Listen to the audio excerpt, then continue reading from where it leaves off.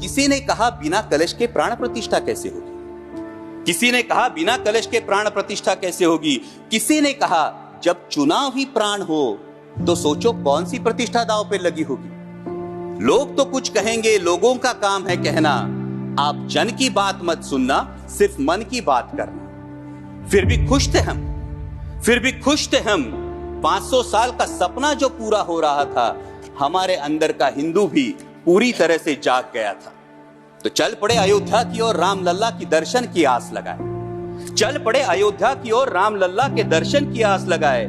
जो सामने नजारा देखा वो देखकर दंग रह गए। वो 3 मंजिलें, 400 खंबे, 32 सीढ़ियां, जय श्री राम का नारा लगाते हुए हम सीढ़ियां चढ़ने लगे।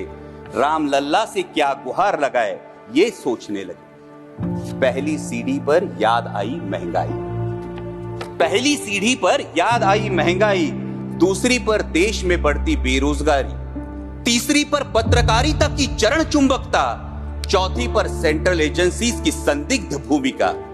हर सीढ़ी पर कुछ न कुछ याद आ रहा था, हर सीढ़ी पर कुछ न कुछ याद आ रहा था।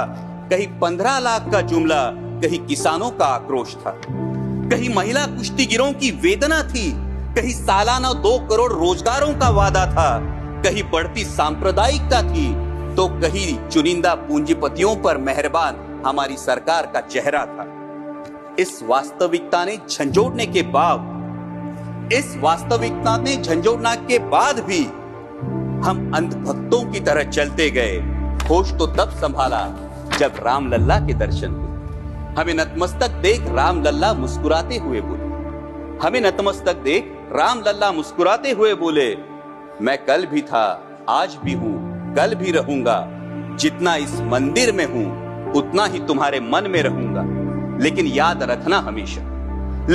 रखना हमेशा, मैंने त्रेता युग में रामराज जलाया था, तुम कलयुग में जीते हो जहां संविधान ने गणराज जलाया है।